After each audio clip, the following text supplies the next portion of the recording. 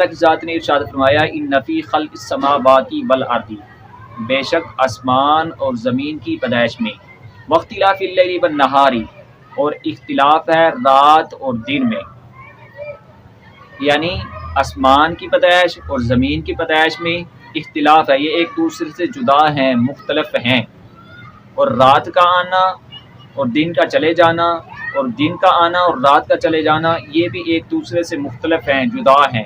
والفلک التی تجری، اور کشتی چلتی ہے سمندر میں، فی البحری، باہر کہتے ہیں سمندر کو، یعنی کشتی سمندر میں چلتی ہے۔ بما ينفع الناس، اور نفع دیتی ہے لوگوں کو، یعنی لوگ ایک ملک سے دوسرے ملک میں جاتے ہیں، اپنی تجارت کی غرض سے اس سے نفع حاصل کرتے ہیں، یعنی اپنا سفر اس میں طے کرتے ہیں اور تجارت کا سامان جو ایک ملک سے دوسرے ملک میں لاتے ہیں تو اس سے ان کو نفع حاصل ہوتا ہے، اس سے فائدہ اٹھاتے ہیں۔ وما انزل اللہ من السماء، اور نازل کیا یا اتارا آسمان سے پانی، مان پانی کو کہا جاتا ہے۔ فَأَحْيَا بِهِ الْأَرْضَ بَعْدَ مَوْتِهَا، پس زندہ کیا اس کی وجہ سے مردہ زمین کو، کس کی وجہ سے؟ یعنی جب اللہ رب العزت کی ذات آسمان سے پانی کو اتارتا ہے تو اس سے جو مردہ زمین ہوتی ہے وہ زندہ ہوتی ہے، یعنی اس سے پھل بوٹیاں نکلتی ہیں، تو اس سے انسان جو حضرت انسان ہوتے ہیں فائدہ حاصل کرتے ہیں، یعنی اس سے باغات، ثمرات، پھل نکلتا ہے انسانوں کے لیے۔ وَبَثَّ فِيهَا مِن كُلِّ دَابَّةٍ، اور پھیلائے اس میں ہر قسم کے جانور۔ وَتَصْرِيفِ الرِّيَاحِ وَالسَّحَابِ الْمُسَخَّرِ بَيْنَ السَّمَاءِ، اور ہواؤں کا بدلنا، وَالسَّحَابِ الْمُسَخَّرِ بَيْنَ السَّمَاءِ، اور مسخر کیا آسمان اور زمین کے درمیان بادلوں کو۔ لَآيَاتٍ لِقَوْمٍ يَعْقِلُونَ، یہ اس قوم کے لیے نشانی ہے جو عقل رکھنے والے ہیں۔ یعنی سوال کیا جائے کہ آسمان اور زمین کو کس نے پیدا فرمایا، تو جواب ملے گا رب تعالیٰ کی ذات نے۔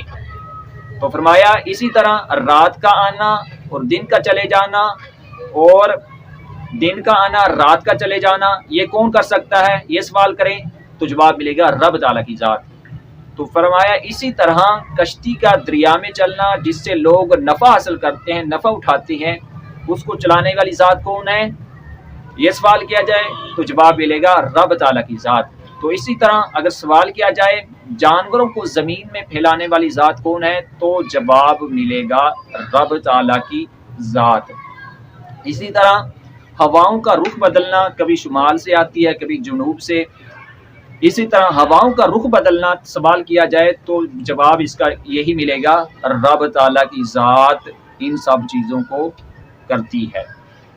تو ان چیزوں کو بیان کرنے کے بعد تو ان کا ایک مخاطب ہوتا ہے، تو ان کے مخاطبین کون ہیں؟ ہم انسان ہیں، جو ہم دنیا میں رہ کر رب تعالیٰ کی ذات کی جو بے شمار نعمتیں ہیں ان کو کھانے کے باوجود اس کی ہم ناشکری کرتے ہیں، تو رب تعالیٰ کی ذات نے اپنے مخاطبین کو، انسانوں کو فرمایا کہ ان چیزوں کو جو میں نے گنوائی ہیں، بیان کی ہیں، فرمایا اس میں نشانیاں ہیں ان انسانوں کے لیے جو عقل والے ہیں، جن کے پاس عقل ہے، دانائی ہے، شعور ہے، جن کو رب نے سمجھ دی ہے۔ فرمایا ان چیزوں میں وہ انسان غور و فکر کریں، اگر اس میں غور و فکر کریں گے تو اپنے رب کی معرفت کو حاصل کر لیں گے، اپنے رب کو پہچان لیں گے۔